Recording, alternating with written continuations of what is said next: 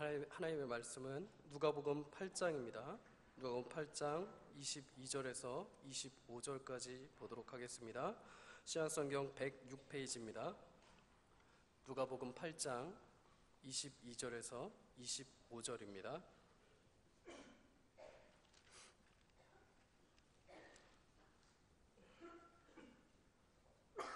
누가복음 8장 22절에서 25절 한 절씩 함께 읽도록 하겠습니다. 하루는 제자들과 함께 배에 오르사 저희에게 이르시되 호수 저편으로 건너가자 하시매 이에 떠나 행선할 때에 예수께서 짐을 드셨더니 마침 광풍이 호수로 내리치매 배에 물이 가득하게 되어 위태한지라.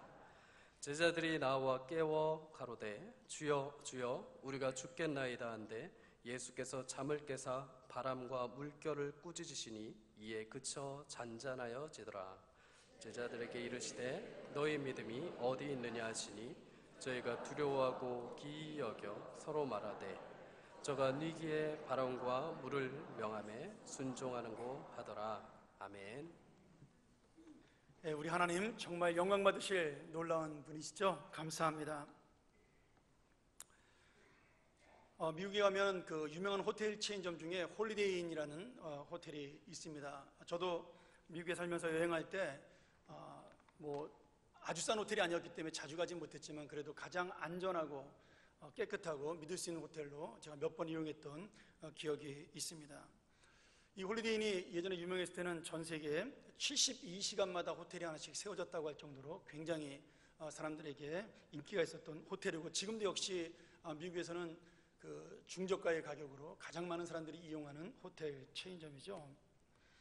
이 홀리데이인 호텔의 창업주는 캐먼스 윌슨이라는 아주 믿음 좋은 성도였습니다.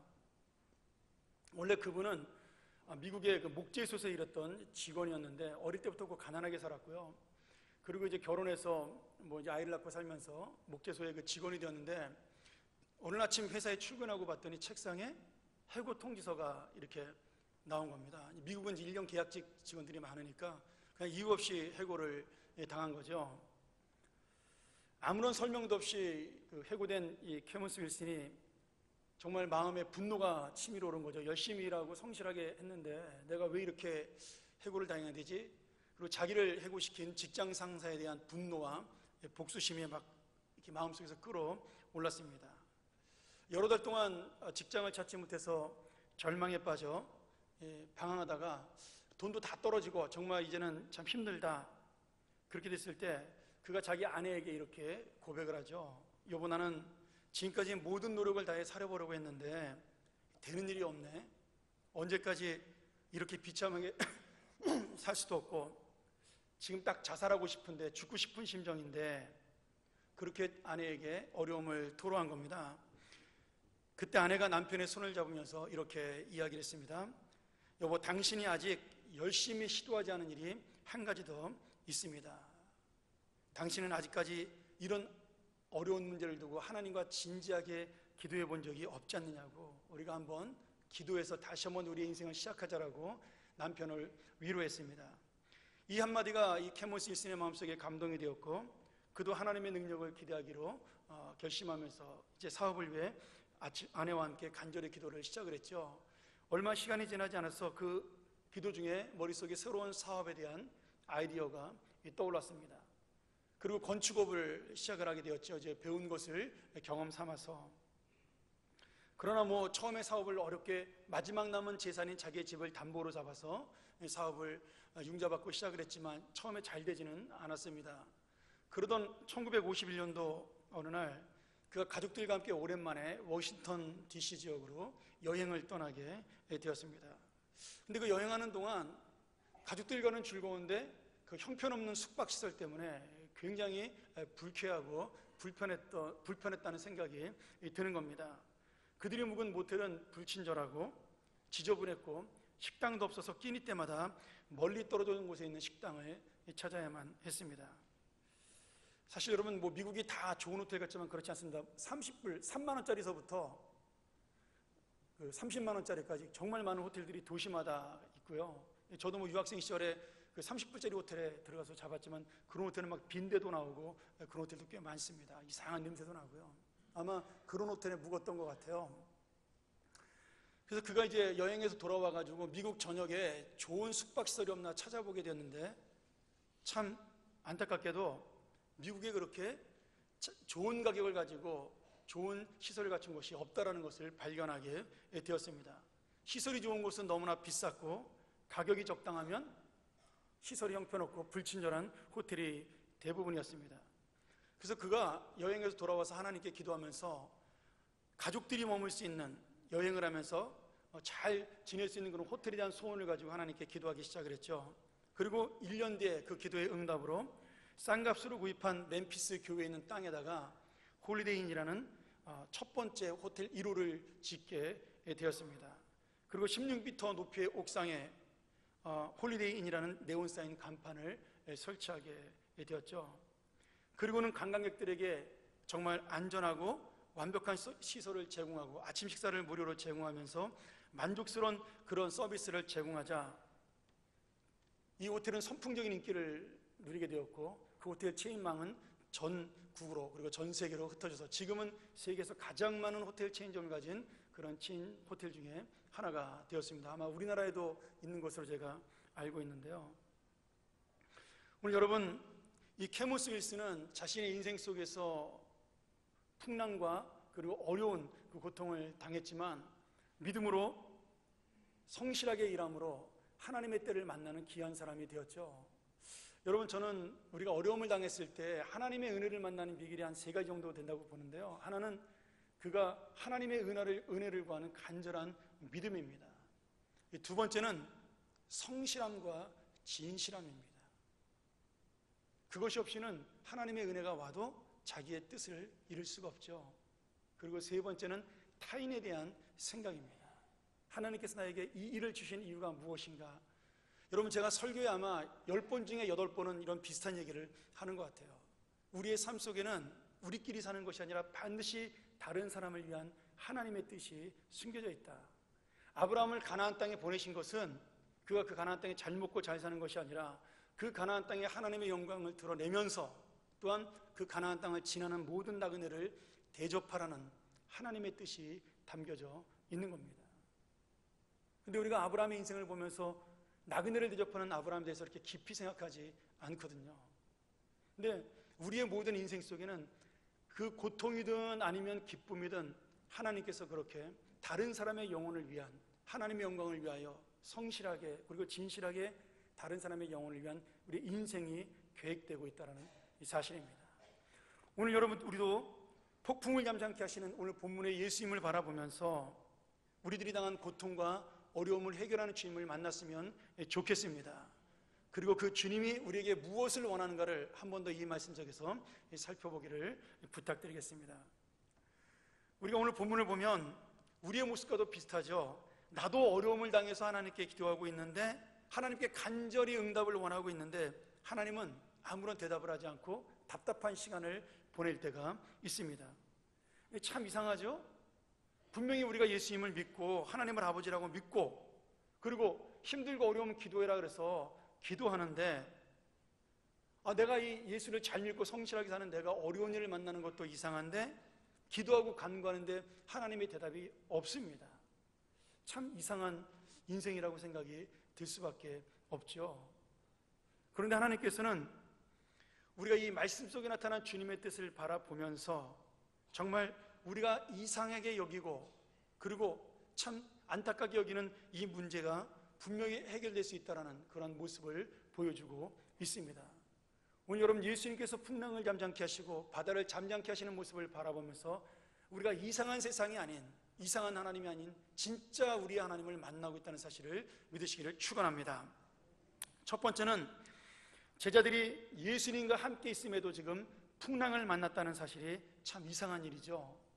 예수를 믿고 예수를 만나고 예수와 함께 살면 복받고 잘 살아야 되는데 분명히 오늘 제자들은 예수님 말씀을 따르는 신실한 사람들이었고, 지금 배를 타고 강을 건너는 것도, 호수를 건너는 것도 주님의 말씀에 순종해서 복음을 전하기 위함인데, 주님 앞에 순종하고 헌신해서 열심히 신앙적으로 주님을 따라가는데 그 결과가 폭풍입니다. 풍랑이 내 힘으로 이길 수 없는 고통과 어려움이었어요. 더 이해가 안 되는 것은 나 혼자 있는 것이 아니라 예수 있는 많은 사람들이 같은 배에 타고 있고 12제자가 같은 배에 타고 있잖아요. 더군다나 배 밑창에는 예수님도 함께 계시는데 그들이 지금 폭풍으로 죽게 되었다는 사실입니다. 참 이거 이상하지 않습니까? 여러분, 우리가 그렇게 배워왔잖아요. 예수님 말씀 잘 듣고 하나님 말씀 잘 들으면 복 받는다 그랬는데 이거 뭐 복이 아니라 그냥 고난이 넝쿨째 굴러 들어왔으니까 이거 얼마나 이상한 일이에요. 상식적으로 신앙적으로 생각하면 예수님 따르면 칭찬받아야 되고 하나님의 축복이 내려와야 되는데 오히려 고난이 닥쳐왔다라는 거죠. 여러분, 근데 우리의 인생이 바로 이 모습이 맞는 인생입니다. 내가 세상에서 주님의 뜻에 따라 최선을 다하고 열심히 살아도 잘 사는 것이 아니라 실망할 때가 훨씬 더 많습니다. 내 인생이 안 풀릴 때가 많고요, 오히려 꽉 막혀서 답답할 때가 훨씬 더 많습니다. 그래서 우리는 내 앞에 막혀있는 인생을 바라보면서 어떨 때는 실망하고 낙심도 하게 되죠. 참 우리 가정을 바라보면서 답답합니다. 사업을 바라보면 풀리질 않아요. 직장도 뭐 별로 희망이 없는 것 같고요, 퇴직하고 난 다음에도 내 인생의 앞길을 바라보니까 그냥 그저 그렇습니다. 자식들이라도 잘 돼야 되는데 우리 애들은 또 너무 평범해요. 여러분, 내 인생을 바라보면서 뭔가 시원하게 하나도 해결되는 것이 없다라는 생각이 듭니다. 그 정도만 해도 감사한데 어떤 사람은 말이죠, 예수를 열심히 믿고 성실히 사는데도 말로 할 수 없는 고난과 어려움을 만나는 사람도 있습니다. 남들은 전혀 이런 문제를 만나지 않는데, 이런 일을 당하지 않는데, 이런 가족을 만나지 않았는데, 이런 자식들을 두지 않았는데 나는 왜 이런 어려운 일을 내 인생 속에 만나야만 되는가에 대한 그런 고민과 고통을 안고 하나님 앞에 나오는 사람들이 있죠. 오늘 제자들처럼 죽게 되었다고 소리를 지를 만큼 어려운 상황 속에 있는 사람도 참으로 많이 있습니다. 그런데 우리는 정확히 모르지만 저도 잘 모르겠습니다. 분명한 것은 이 고통과 고난 속에, 이 풍랑과 파도 속에 주님의 뜻이 있고 우리를 살리려는 하나님의 계획이 분명히 담겨져 있다는 사실입니다. 지금은 당장은 몰라서 힘이 들고 어려워도 언젠가 주님이 깨어나서 우리에게 그 뜻을 알려주시는 때가 있습니다. 오늘 여러분, 문제는 주님만 깨어나면 되는 거죠. 주님이 함께 하시니까, 주님이 일어나니까 폭풍은 잠잠해집니다. 그때가 되면 주님의 뜻을 할 수 있는데 아직은 아닌 거죠. 아직도 주님은 배 밑창에서 제자들의 고통을 모르시고 쿨쿨 주무시고 있는 때입니다. 오늘 여러분, 주무셔도 주님은 우리와 함께 있습니다. 믿습니까? 이게 중요합니다. 너희가 나와 함께 있는 것만으로도 믿을 수 있느냐는 거죠. 너희가 나를 믿는 것만으로도 감사하고 평안할 수 있느냐는 거예요. 여러분, 지금 이 폭풍이 몰아쳐서 배가 흔들리고 다 빠져 죽게 생겼는데 제자들이 마태복음과 마가복음 똑같은 본문에 보면 우리가 죽게 된 것을 돌아보진다고 난리 법석을 떨면서 예수님을 막 흔들어 깨웁니다. 화를 내요, 예수님에게. 그런데 예수님은요, 부스스 일어나서 제자들이 어려움 당한 것을 잘 모르는 것처럼 이야기를 하십니다. 왜 그럴까요? 오늘 주님께서는 우리에게 내가 움직이고 깨어나서 너희들을 돕는 것을 보라는 그 믿음을 가지라고 말씀하고 있는 겁니다. 사랑하는 여러분, 내가 주님과 함께 있을 때에도 인생의 고난과 풍랑은 따라옵니다. 내가 성실하고 진실한 삶을 살아도 폭풍우가 내 인생 속에 몰려올 수 있습니다. 내가 이해되지 않아 힘이 들 수도 있고요, 제자들처럼 죽게 되었다고 아우성을 칠 수도 있습니다. 그런데 우리는 아직 죽지 않았습니다. 아니, 결코 우리는 죽지 않습니다. 왜요? 우리 인생의 배에 오늘 제자들처럼 예수님이 함께 계시기 때문입니다. 여러분, 예수님은 주무셔도 하나님의 아들이요, 가만히 있어도 우리를 도우시는 주님이십니다. 아우성을 치는 것은 우리의 불신앙인 거죠. 그러니 여러분, 우리가 아직 죽지 않았으니 우리가 죽기 전에 깨어나 도우시는 주님을 기다리면서 아직도 내가 주님을 바라보고 있다는 사실을, 주님만 의지하고 있다는 사실을 보여주기 원하는 그 기대감이 바로 우리를 향한 주님의 마음입니다. 우리의 고통을 몰라서가 아니고요, 우리의 아픔을 몰라서가 아니고요, 너희가 한 번도 나를 기다려줄 수 없겠냐? 내가 깨어날 때를 너희가 기다려줄 수 없겠냐? 내가 옆에 있는 것만으로도 너에게 만족이 되지 않겠느냐라고 오늘 우리의 믿음을 물어보고 계시는 겁니다. 오늘 여러분, 주님은 이상한 분이 아니에요. 주님과 함께 있으면서 고통을 당하는 것도 이상한 일이 아닙니다. 왜냐하면 주님도, 주님 자신도 고통을 당하셨기 때문이죠. 사람에게 배신도 당하고요, 배척도 당하고, 어려움을 만나기도 하고, 배고프기도 하고, 그리고 힘들기도 했습니다. 얼마나 피곤하면, 얼마나 힘들었으면 그 배가 흔들리는데 예수님은 아무것도 모르고 주무셨을까요? 그 정도로 예수님도 힘든 인생을 사셨던 분입니다. 누구를 위해서요? 우리를 위해서입니다. 수많은 백성들을 위하셨던 거예요. 그러니 여러분, 지금 주님과 함께 있음에도 내가 피곤한 일을 만나고 아픈 일을 만나는 것이 결코 이상한 일이 아니라는 거죠. 두 번째로, 예수님께서 폭풍 속에 깊이 잠이 들어 제자들의 고통을 모르는 것이 이상해 보입니다. 지금 사랑하는 제자들이 두려움에 떨고 있습니다. 죽게 되었다고 아우성을 치죠. 근데 예수님께서는 그 어려움을 마치 모르는 것처럼, 외면하시는 것처럼 자고 있습니다. 이해가 되지 않는 거죠. 한 명도 아니고 12명의 예수님의 제자들이 예수님을 부르고 난리법석을 떠는데 예수님은 마치 모르는 것처럼 잠만 주무시고 계시다는 거죠. 이 상황에서 주무시는 것도 이해가 되지 않고 제자들의 어려움을 모른 척 하는 것도 이해가 되지 않습니다. 내 인생 속에서 내가 당하는 어려움과 고통도 마찬가지죠. 내가 지금 죽게 생겼는데 하나님이 나를 돌아보지 않는 게 도저히 내 인생에 이해가 되지 않을 수가 있어요. 우리가 이렇게 어려운데 침묵하고 대답 없는 하나님의 모습을 바라볼 때 내 가슴이 답답하고 심장이 터질 것 같습니다. 그런데 저는 이 말씀을 생각할 때 두 가지의 생각이 들었습니다. 하나는 내가 누구 때문에 이렇게 깊이 잠들었느냐 하는 거예요. 여러분, 예수님이 이렇게 깊이 잠든 이유가 누구 때문입니까?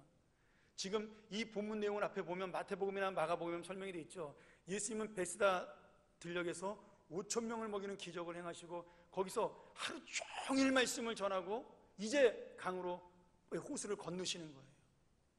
여러분, 누구 때문에 이렇게 피곤해요? 우리들 때문에 피곤한 겁니다. 그러니 지금 피곤한 것 자체가 우리를 위한 것이니까 여러분, 예수님이 주무시는 것이 우리를 모른 척 하는 것이 아니라는 겁니다. 아직 주님의 때가 이르지 않은 거죠. 아직 깰 때가 아닌 거죠. 광야에 배고픈 백성들에게 보리떡 5개와 물고기 2마리가 나타날 때까지 기다렸던 것이 주님의 마음인 것처럼 아직은 주님이 깰 때가 아닌 겁니다. 또 하나, 주님이 깨지 않고 그들을 외면하는 것처럼 보이는 이유가 있어요.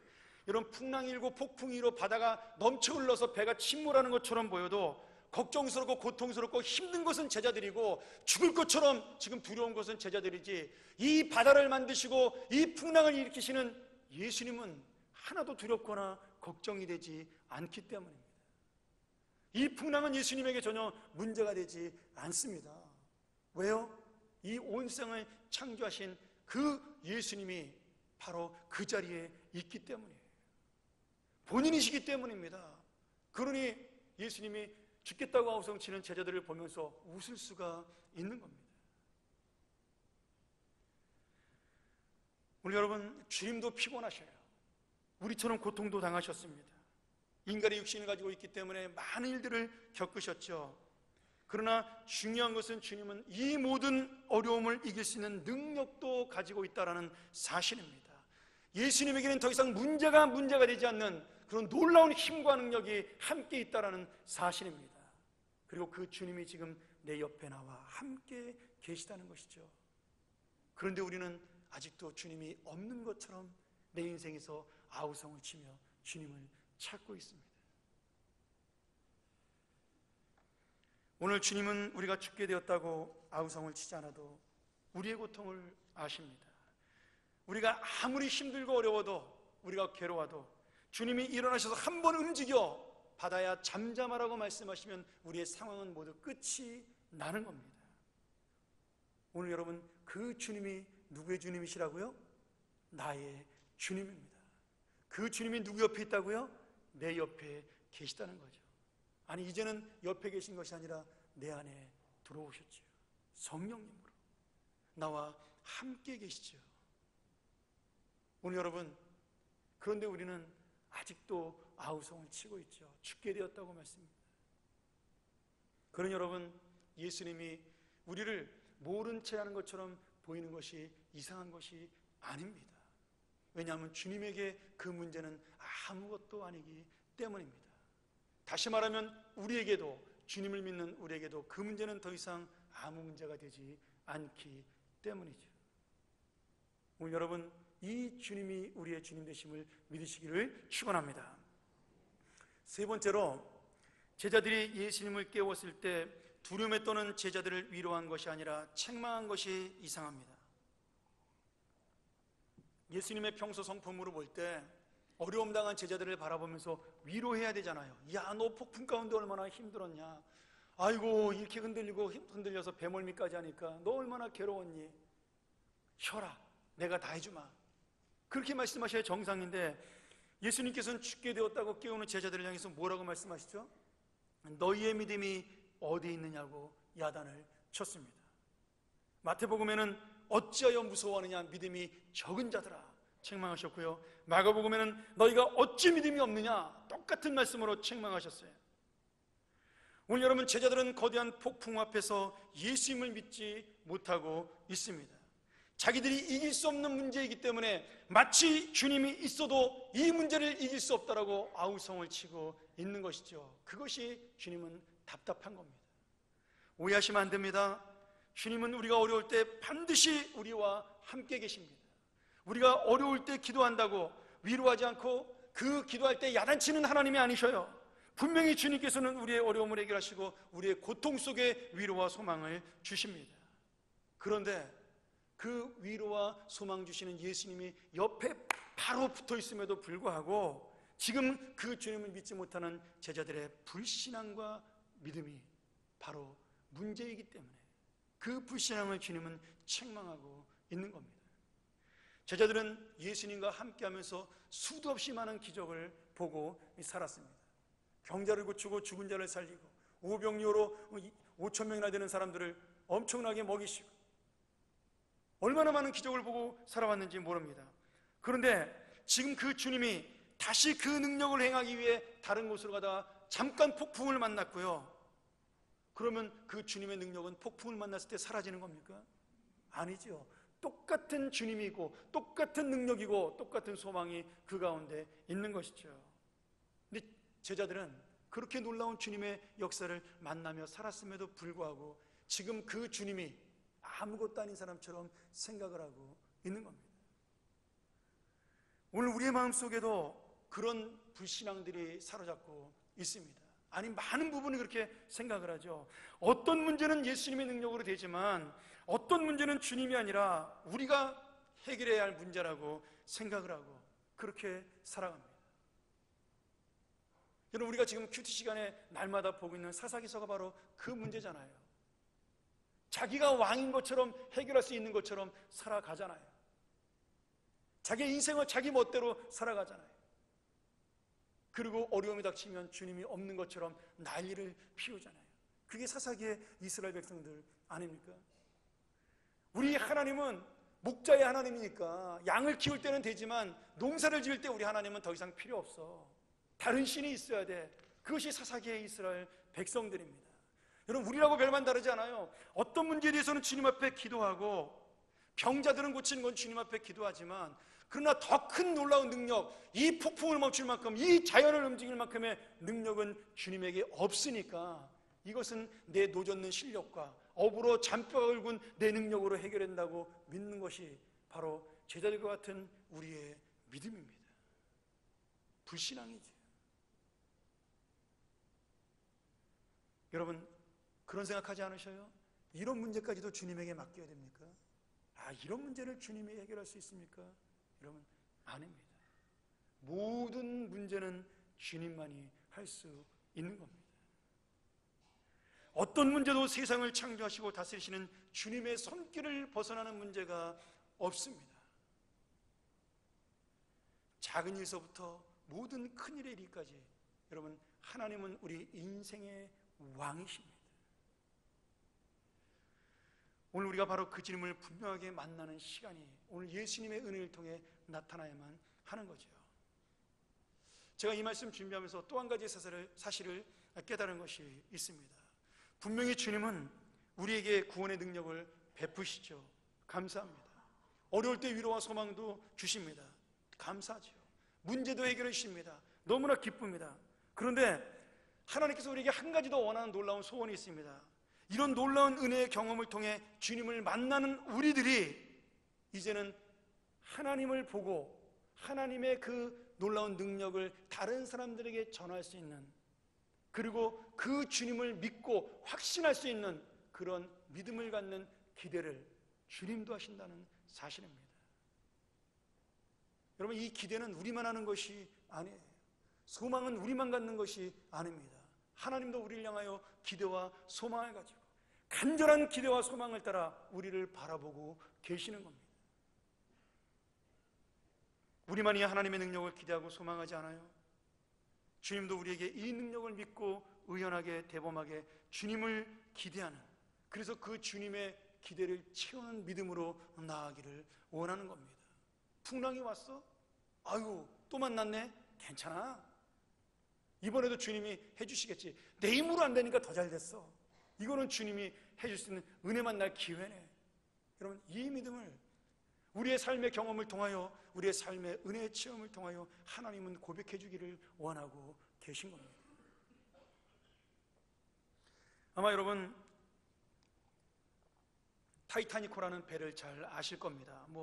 워낙 제임스 카메론이라는 사람이 유명한 영화를 만들어서 우리에게는 사실 반 이상은 거짓말로 만든 영화지만, 그래도 그 영화를 보면서 타이타닉호가 참 좋은 배구나, 그 사실은 알고 있을 겁니다.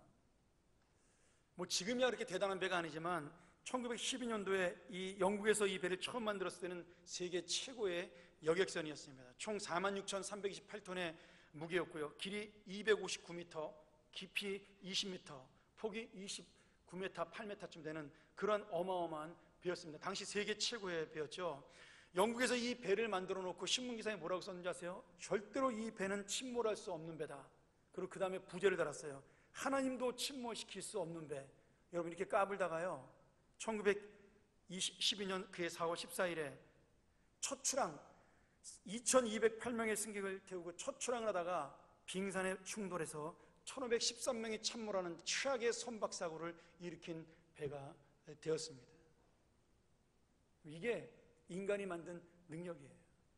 인간이 기대하는 능력입니다. 여러분, 우리가 타이타닉을 통해서 많은 이야기들이 전해졌지만 사실은 우리에게 알려지지 않은 굉장히 중요한 신앙적인 이야기가 하나 그 안에 담겨져 있습니다. 이 배에 당시 스코틀랜드 출신의 존 하퍼라는 목사님이 타고 계셨습니다. 우리 한번 그림 한번 보여드릴까요? 이분이 스코틀랜드에서 목회를 하다가 시카고에 있는 무디교회, 그 당시에 무디 목사님이 목회했던 무디교회 초청을 받아가지고 3개월 동안 설교 목사로 방문을 하게 되어 있어서 6살 난 딸과 나나 그리고 조카 리찌와 함께 타이타닉호를 탔습니다. 아내가 일찍 죽었기 때문에 그 딸을 돌보기에 조카와 함께 배에 승선했는데 그만 그 배가 빙산을 만나 충돌해서 침몰한 거죠. 이 존 하퍼 목사님은 배가 침몰하자 자신의 딸을 구명보트에 안전하게 옮겨 태우고, 그리고 자기는 생명을 아끼지 않고 그 다음부터 자신에게 남은 짧은 생에 마지막 전도 사역을 시작하게 됩니다. 그 당시 생존자들이 전한 증거에 의하면 하퍼 목사는 그 추운 바닷속에서 자신의 구명조끼를 벗어서 다른 사람들에게 주면서 이렇게 이야기했다고 해요. 걱정하지 마세요. 나에게 이 조끼를 주면 당신은 어떡합니까? 그랬더니 걱정하지 마세요. 나는 바다 아래로 빠지는 것이 아니라 하늘 위로 올라가는 것입니다. 그래서 웃으면서 그 구명조끼를 건네줬다고 합니다. 당신에게 이것이 더 필요합니다. 죽음 가운데서도 사랑과 희생을 보여준 아름다운 모습이죠. 그리고는 그 조끼를 그 사람에게 전해주고 어둠 가운데 희미한 불빛을 따라 있는 힘껏 헤엄을 치면서 물속에 빠져 지금 판자를 붙들고 다 둥둥 떠있는 사람들에게 여기저기 다니면서 하나님의 복음을 전하기 시작을 했습니다. 그날 밤 어둠 속의 조난자들 가운데 구명정에 구조된 남자 승객은 딱 6명뿐이었습니다. 그리고 그중 한 명이 바로 뱃조각에 떠있던 한 청년이었는데, 그가 4년 후에 캐나다의 나이아가 폭포로 유명한 도시인 온타리오에서 타이타니코 생존자 모임이 열렸을 때 이렇게 간증을 합니다. 그 청년은 일어나 눈물을 흘리며 이렇게 얘기했습니다. 존 하퍼 목사님은 나에게 예수 그리스도를 전해주었습니다. 타이타니코가 침몰하여 배의 파편을 붙잡고 표류하는 내 곁으로 그분이 다가와서 그 위급한 순간에 이렇게 내게 물었습니다. 청년, 예수 그리스도를 믿습니까? 아니요, 나는 아니라고 대답을 했습니다.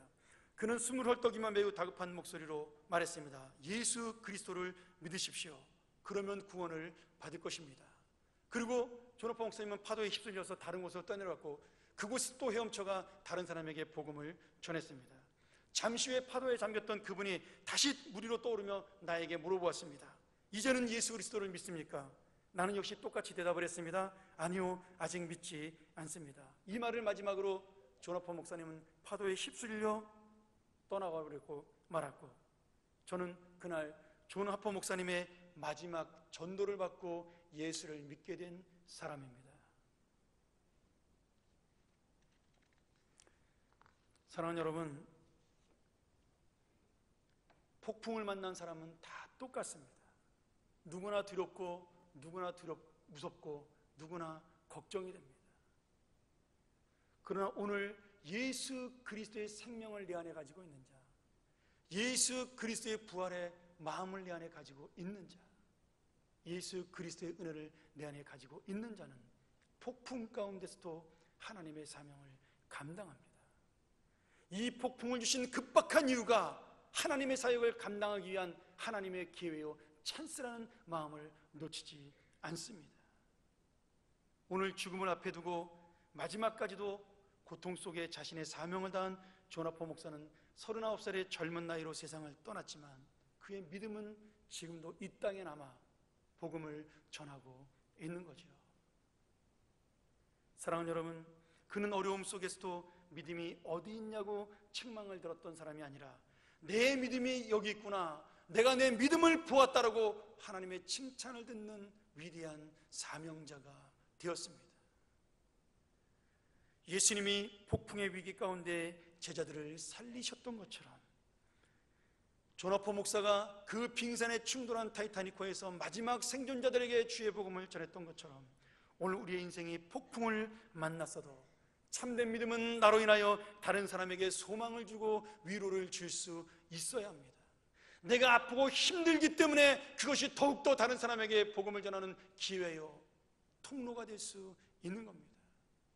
내가 이렇게 어렵고 힘든데도 이 예수를 전하는 것은 이 예수님이 정말이니까 전하는 거 아니냐라고 힘있게 외칠 수 있는 찬스가 되는 겁니다.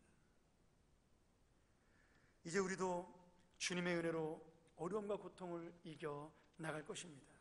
폭풍을 잠잠케 하시는 능력을 맛볼 것이에요. 하지만 이런 폭풍과 어려움은 한 번으로 끝나지 않습니다. 우리의 인생을 살면서 계속해서 우리는 이 폭풍우를 만나게 됩니다. 상황은 다르고 모양은 다르지만 우리는 주님 앞에 서는 날까지 이 세상이 주는 폭풍과 싸워야 하는 인생이죠. 그때마다 주님은 우리에게 믿음을 부시기 원하십니다. 내 믿음이 어디 있냐라고 묻지 아니하고 내가 내 믿음을 보았다라고 말씀하시기를 원하십니다. 오늘도 주님은 폭풍을 만나 힘든 인생 속에 나와 함께 계십니다. 그분은 절대 우리를 그냥 내버려 두지 않죠. 이제 우리의 인생의 고통과 폭풍을 해결하시는 놀라운 주님을 만났으니 나도 내 영혼과 내 마음을 살린 주님을 체험했으니 이제는 내 가족과 이웃을 살리고 이제는 내 믿음을 보았다라는 고백을 듣는 능력의 인생이 돼야 되지 않겠습니까? 오늘 폭풍 속에 여러분의 인생은 어떤 인생입니까? 기도하시겠습니다.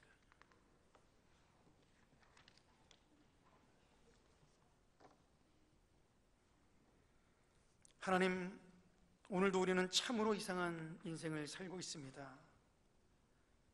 그런데 정말 이상한 것은 이 폭풍 가운데 잠잠하신 주님이 아니라 우리 안에 계신 성령이 있음을 믿으면서도 이 폭풍 가운데 요동하는 나의 믿음이 이상합니다.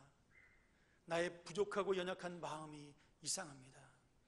하나님, 내가 너와 함께 있을 것이라고 날마다 약속하는데 두렵고 떨리는 나의 연약함이 참으로 이상합니다. 주여, 오늘 주님이 우리에게 기대하시는 대로 우리가 이런 이상한 믿음 속에 살지 아니하고 정말 내가 내 믿음을 보았다라고, 내가 내 믿음을 알았다라는 주님의 고백을 듣고 주님의 선포를 듣는 우리의 인생 되게 도와 주시옵소서. 누군들 풍랑 속에 있으며 누군들 폭풍 속에 있지 않겠습니까? 그러나 이 폭풍 속에 주님을 만나는 자가 되게 도와주시고 12명 모두가 주님 앞에 죽게 되었다라고 외쳤을 때에도 나는 주님을 믿습니다라고 고백할 수 있는 그런 귀한 믿음의 사명자가 되도록 인도하여 주옵소서. 이 고통과 슬픔이 나의 고통과 슬픔으로 끝나지 아니하고 하나님의 사명으로 발전하며 승화되는 놀라운 인생으로 살게 하여 주옵소서. 예수님의 이름으로 간절히 기도하옵나이다. 아멘.